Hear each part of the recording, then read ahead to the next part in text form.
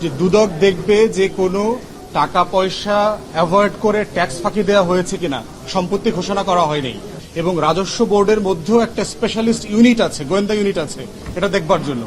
এটা ফাংশন করে নাই, তো ফাংশন না করার কারণে কাজটা দুদককে দিয়ে দিয়েছে। এই প্রশ্ন সমাধান না করে আজকের আলোচনার প্রশ্ন আসলে আমরা সমাধান করতে পারবো না।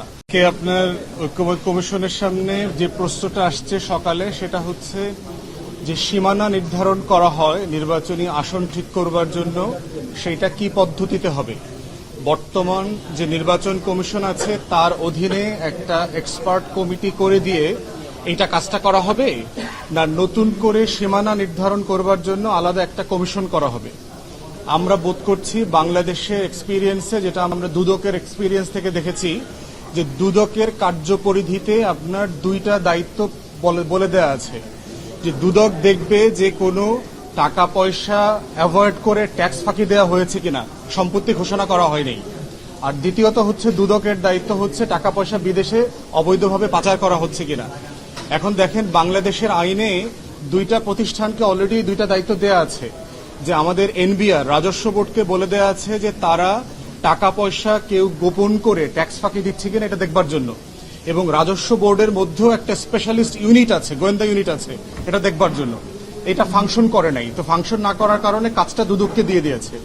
আবার বাংলাদেশ ব্যাংকে একটা দায়িত্ব দেওয়া আছে, সেটা হচ্ছে যে কেউ অবৈধভাবে টাকা বিদেশে পাচার করছে কিনা সেটা দেখবার জন্য আলাদা স্পেশালিস্ট ইউনিট আছে। বাংলাদেশ ব্যাংকে বলা হচ্ছে তারা ওই কাজটা করতে পারে নাই, কাজটা দুদককে দিয়ে দেওয়া হয়েছে। এখন দুদককে দেওয়ার পরে কি এই কাজ দুইটা থেকে সমাধান মিলেছে? জাতির সমাধান মেলে নাই। এই জন্য একটা ক্রিটিক্যাল কোশ্চেন হচ্ছে যে নতুন প্রতিষ্ঠান করলেই সমাধান হবে কিনা।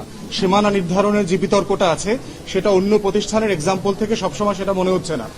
এই জন্য যেটা বাস্তবতা সেটা হচ্ছে, আপনারা জানেন গত সপ্তাহে আমাদের যে আলোচনাটা ছিল সেটা হচ্ছে যে সাংবিধানিক প্রতিষ্ঠান নির্বাচন কমিশন থেকে শুরু করে পিএসসি, দুদক, এর অ্যাপয়েন্টমেন্টটা কিভাবে হবে, এই প্রশ্ন সমাধান না করে আজকের আলোচনার প্রশ্ন আসলে আমরা সমাধান করতে পারবো না। তাই আমাদের তরফ থেকে আমরা ঐক্যমত্য কমিশনকে অনুরোধ করেছি, যদি আমরা সাংবিধানিক এবং সংবিধিবদ্ধ প্রতিষ্ঠানের নিয়োগ প্রক্রিয়া নিয়ে যেই প্রস্তাবনা আছে সেটা সম্মিলিতভাবে একমত হতে পারি, তাহলে সেটা বর্তমান নির্বাচন কমিশনের অধীনেই আইন করে সংবিধানে 119 আর্টিকেলে এটা করা সম্ভব, উপকমিটি করে দিয়ে কাজটা করা সম্ভব। যদি আমরা নির্বাচন কমিশনকে সাফিসিয়েন্টলি স্ট্রং করা এবং স্বাধীন করবার আইনের ব্যাপারে সবাই একমত হতে না পারি, সেক্ষেত্রে উত্তম হবে স্বাধীন বাউন্ডারি কমিশন আলাদা করে দেওয়া, যেমনটা ভারত সহ বিভিন্ন দেশে আছে। এটা হচ্ছে আমাদের প্রস্তাবনা। ঐক্যমত্য কমিশন মনে করছেন যে এই প্রস্তাবনাটা নতুন করে রিভাইজ করা দরকার। এখন বিরতিতে ওনারা এই প্রস্তাবনাটা নিয়ে আবার বসছেন, বসে পরবর্তীতে ওনারা একটা রুলিং দেবেন যে এই ব্যাপারে আসলে ওনারা কি করবেন। ধন্যবাদ।